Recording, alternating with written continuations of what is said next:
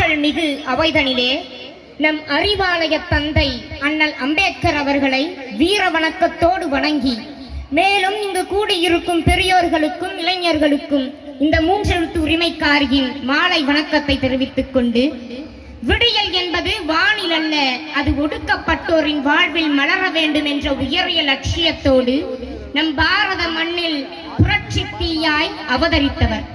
ஆம், சாதிதான் சமூகம் என்றால் வீசும் காற்றில் விஷம் பரவட்டும் என முழங்கிய நம் புரட்சியாளர். என் அன்பிற்கினியவர்களே, அடிமைகளை அறுக்க வந்த அறிவாலய பூ. அடிமைகளை அறுக்க வந்த அறிவாலய தந்தை, சட்டத்திற்கும் சமத்துவத்திற்கும் அஸ்திவாரமிட்ட மாமனிதர். ஆம், அண்ணல் அம்பேத்கர் அவர்கள். அந்த மகாத்மா பிறந்த இந்நன்னாளில் அவர் தம் புகழ்பாட எனக்கு கிடைத்ததை வாய்ப்பாக எண்ணாமல் ஓர் வரமாக எண்ணி என் உரையை துவங்குகிறேன். சாதி பேய்கள் சமைத்த சதுப்பு நிலத்தில் சரித்திர நாயகராய் உதைத்த தாமரையவர்.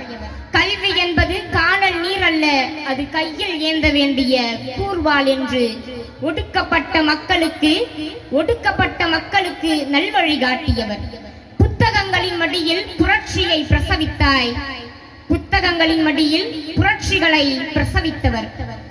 வால்கூரின் முனையிலே மக்களாட்சிக்கு உயிர் கொடுத்தவர். இந்திய திருநாட்டின் உயிர்தனை சட்ட புத்தகத்தில் மொத்தமாக வடித்த சிற்பியவர். சட்ட புத்தகத்தில் மொத்தமாக வடித்த சிற்பியவர். அறிவெனும் வெட்டவெளியில் விடிவெள்ளியாய் உதித்த 8வது சரித்திரம்.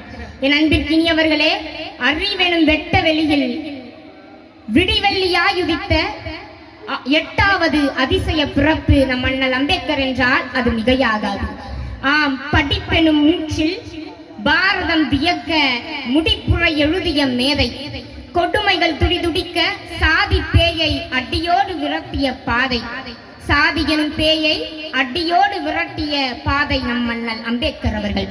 என் அன்பிற்கினியவர்களே, வாள் கொண்டு ஜெயிப்பது வீரமல்ல, வாள் கொண்டு வெல்வது வீரமல்ல, இங்கு நூல் கொண்டு வெல்வதே நிலையான வீரம் என்பதை உரைத்த சரித்திர நாயகர் நம் அண்ணல் அம்பேத்கர் அவர்கள் தான். லண்டன் முதல் அமெரிக்கா வரை கல்வி எனும் ஒன்றை கொண்டு தாகம் தீர்த்த தீப்புழம்பு நம் அண்ணல் அம்பேத்கர் என்றால் அது மிகையாகாது.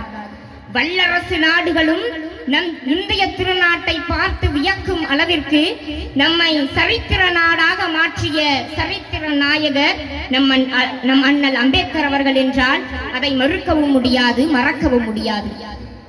இன்று நம் அண்ணலினுடைய திருநாள் மட்டுமா?